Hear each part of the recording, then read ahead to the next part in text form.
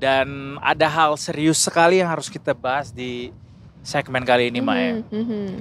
Soalnya ini udah dideklar sebagai apa nih yang gue baca nih, Public Health Emergency of International Concern dari WHO. Yes, nah itu kenapa kita mendatangkan dari Detik Health untuk membahas ini, karena Detik Health juga mengcover berita ini ya Do ya. Betul.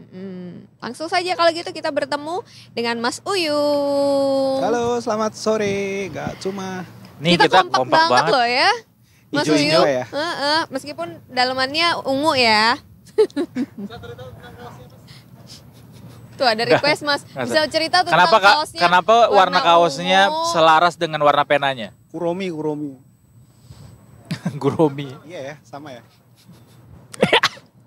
Bikinin lagi. Mas Uyung, ini gimana? Monkeypox sudah dideklarasikan sebagai penyakit publik yang berbahaya sama WHO. Iya, ini jadi sebenarnya ini bukan pertama kalinya ini jadi PHH emergency kegawatan global gitu. Yeah. Kegawatan global. Ini kali kedua. Jadi tahun 2022 itu sebenarnya sudah ditetapkan Public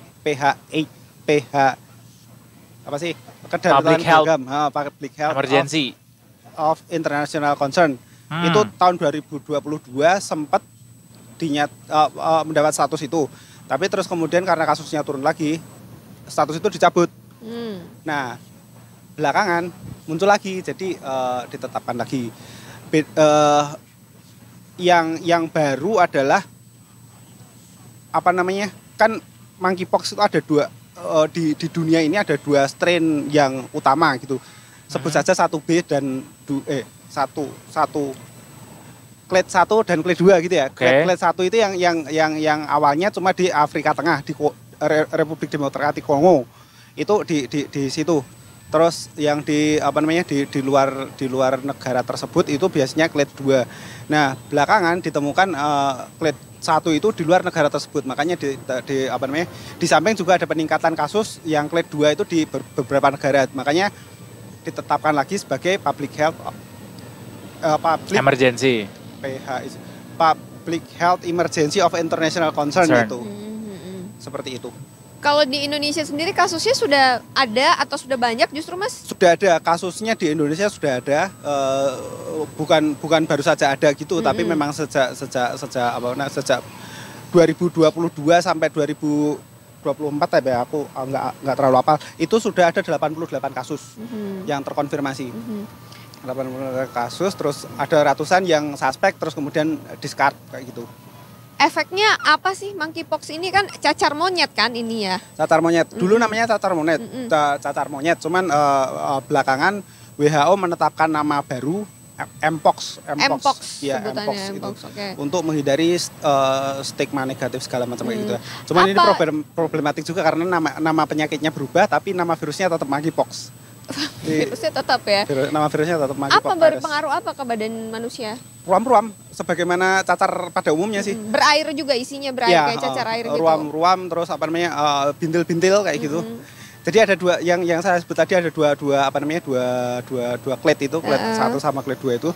Yang sebenarnya lebih parah itu yang clade 1, yang di Kongo itu, di Kongo itu kalau misalnya kita browsing gambar monkeypox yang sekujur tubuh bentol-bentol serem-serem kayak gitu. Nah, itu yang clade 1. Yang di Indonesia dan di banyak negara ada itu yang clade 2 sebenarnya, yang fatalitasnya lebih rendah. Terus ya gampangnya lebih ringan gitu lah. Menyebabkan kematian nggak Mas ini? Pada orang-orang dengan daya tahan tubuh yang rendah itu bisa fatal. Jadi perbandingannya kalau yang clade 1 itu 10% tingkat kematiannya, yang clade 2 itu sekitar 3, sekian persen kayak gitu. Oke, jadi bisa dilihat kalau yang di Indonesia yang ringan, yang lebih ringan ringan itu ya. Oke. Tapi apa yang perlu jadi perhatian buat kita nih Mas, masyarakat, karena kan udah masuk ke Indonesia, mitigasinya, upaya untuk menghindarinya gitu.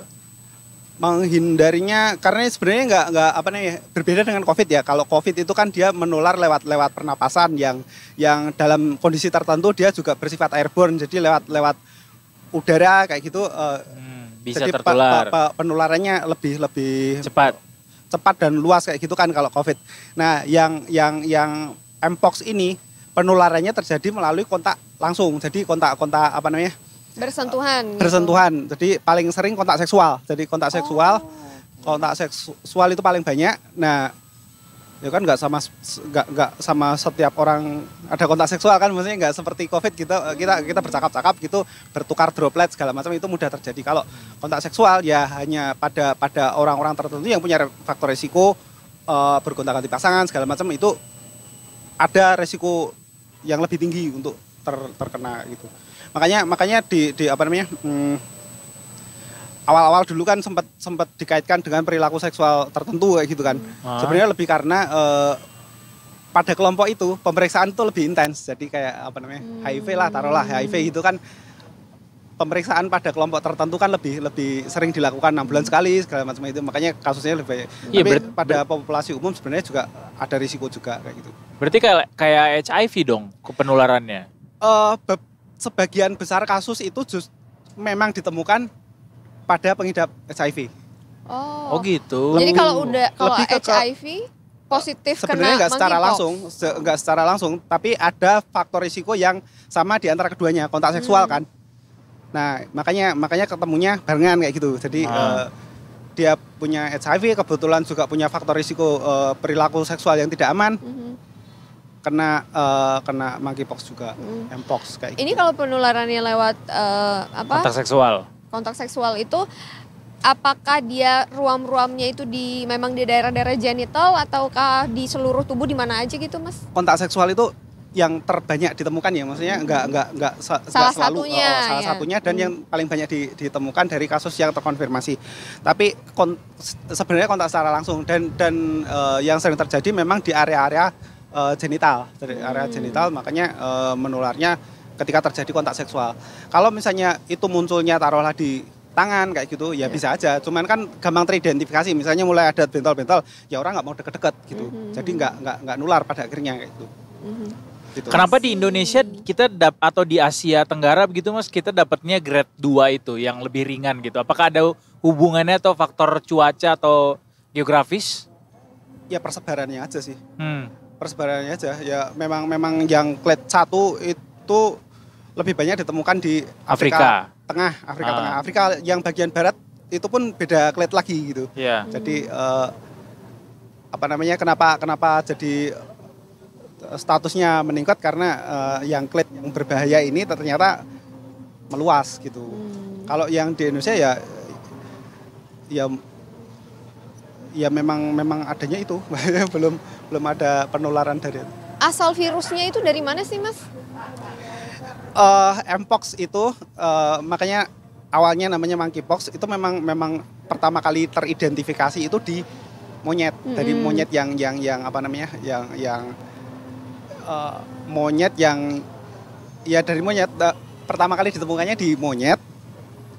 Cuman dalam perkembangannya nggak cuma ada di monyet gitu loh. Jadi awal mulanya dinamai monkeypox itu karena memang pertama kali ditemukannya di monyet. Nah, dari monyet entah bagaimana bisa menular ke manusia. Ya, pada akhirnya loncat ke manusia gitu. Tapi virusnya sama. Zoonosis. Virusnya sama.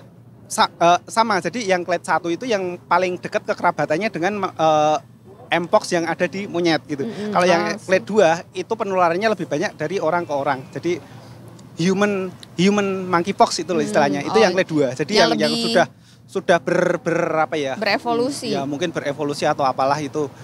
Yang akhirnya lebih banyak penularan dari orang ke orang, yang lebih dekat kekerabatannya dengan yang dan itu lebih fatal ya. Dari hewan itu yang itu tadi yang lebih fatal yang 1. Itu. Ya, itu tadi fatalitasnya kalau yang clade 1 itu sekitar 10-an persen. Kalau yang clade 2 itu 3, berapaan persen kayak gitulah kira-kira. Tapi dia cuma bisa ditularkan lewat sesama manusia ya, Mas? Dari binatang dia nggak bisa ditularkan? Yang awalnya memang dari binatang, awalnya dari binatang dari ke hewan, orang, makanya istilahnya zoonosis. Jadi memang itu awalnya muncul di hewan, terus kemudian berpindah ke manusia. Nah, dari manusia ke manusia itu yang sudah versi lain lagi, strain lain lagi yang sudah dimodifikasi di tubuh manusia untuk nularnya ke manusia. COVID juga kan awal-awal dari hewan kan, jadi hewan loncat ke manusia, terus akhirnya dari manusia bisa saling menularkan. Banyak sebenarnya penyakit yang dari hewan ke manusia. Tapi biasanya dari manusia antar manusia itu nggak terjadi, jadi cuma hewan ke manusia. Nah, ketika sudah terjadi manusia ke manusia, persebarannya akan luas. Gitu. Kalau dari Detik Health sendiri, awareness seperti apa Mas yang disampaikan ke masyarakat? Utamanya sih kalau kita sih ini ya mengenali gejala, terus kemudian meredam kepanikan. Kalau kita sih istilahnya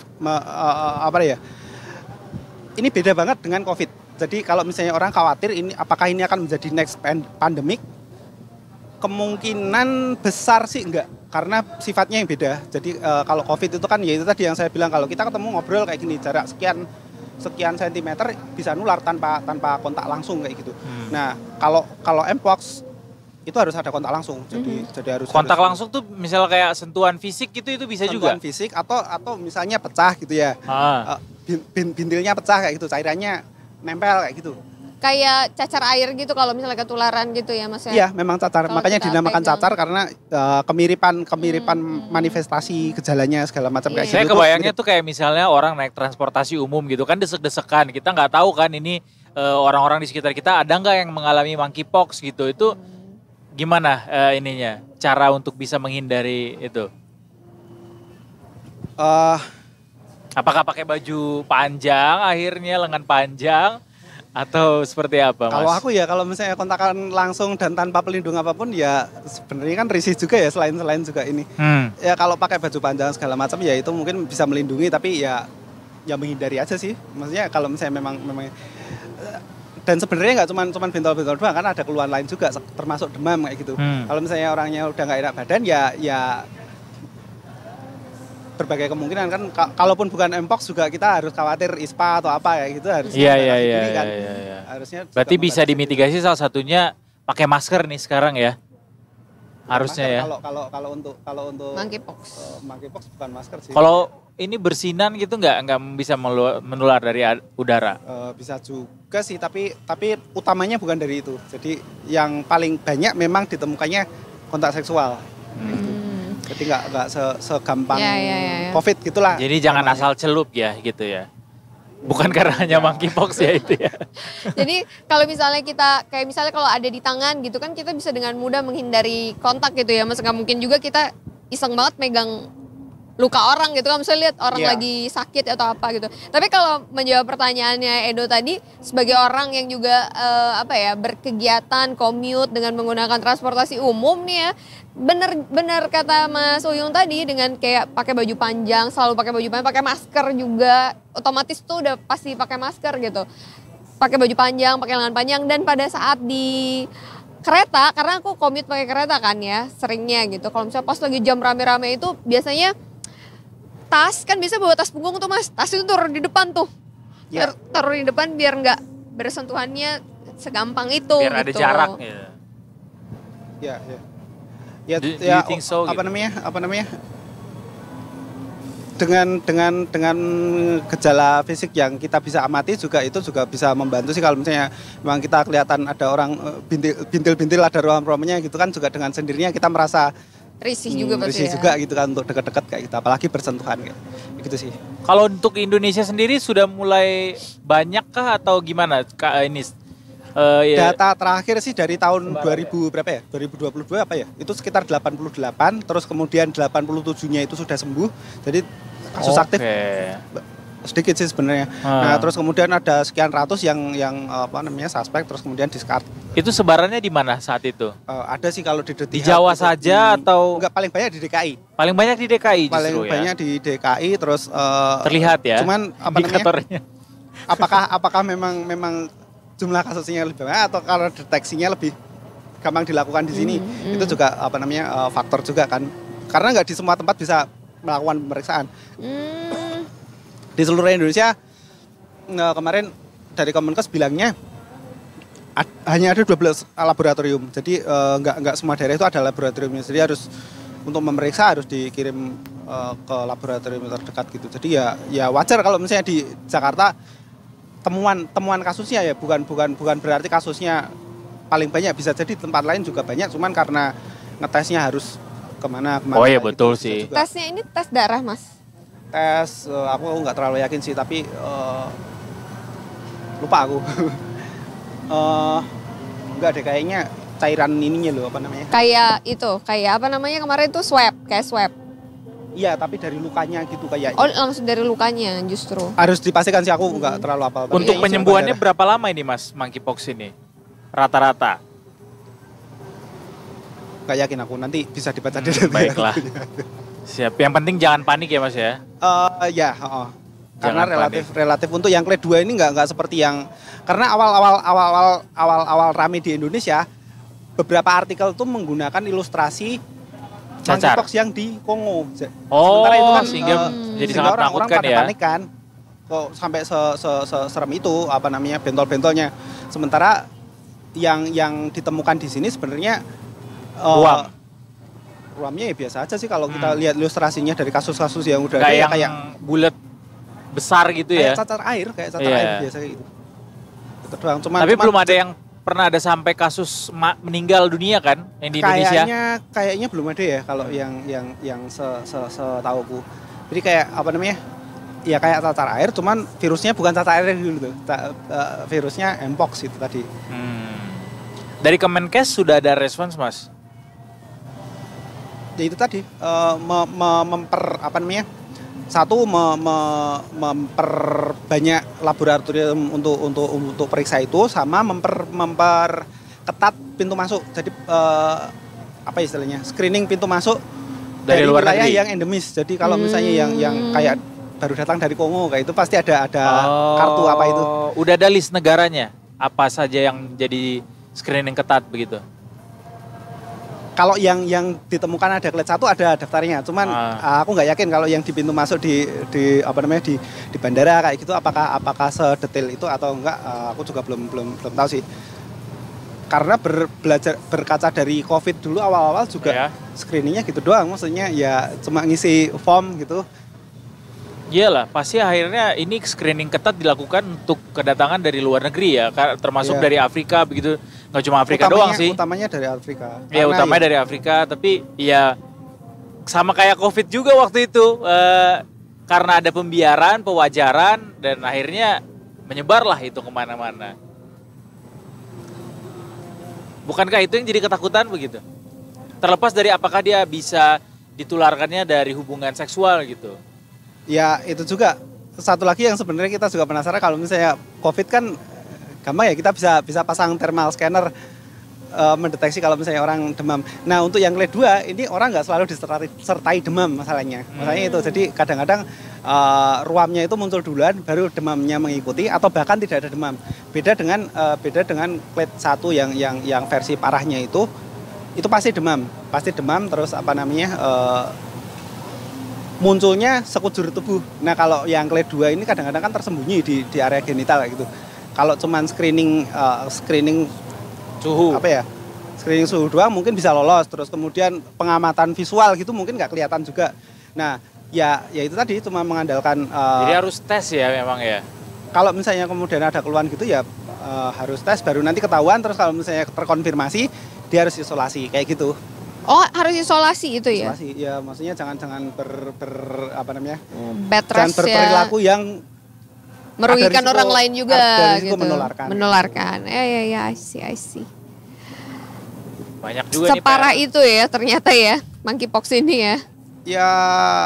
Ya gitu, ya kayak cacar pada umumnya sih. Iya. Tapi memang yang jadi kritis itu ya Mas ya tadi soal screening tadi ya Mas ya. Iya.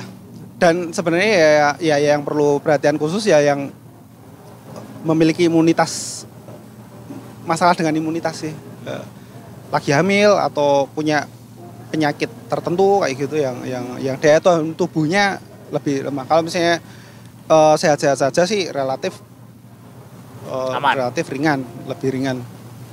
Balik lagi kepada imunitas artinya ya, sama seperti semua penyakit yang lain, terutama penyakit-penyakit yang menular ya Mas ya, kayak COVID gitu kan, kita benar-benar di highlight banget tuh untuk menjaga imunitas kita supaya bisa badan kita sanggup gitu melawan virus-virus yang masuk.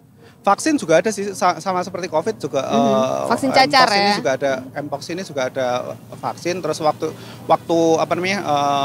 Kementerian Kesehatan juga sudah mendatangkan sekian dosis vaksin kayak gitu. Nah prioritas ya yang berisiko sih biasanya, yang punya perilaku berisiko menularkan kayak gitu.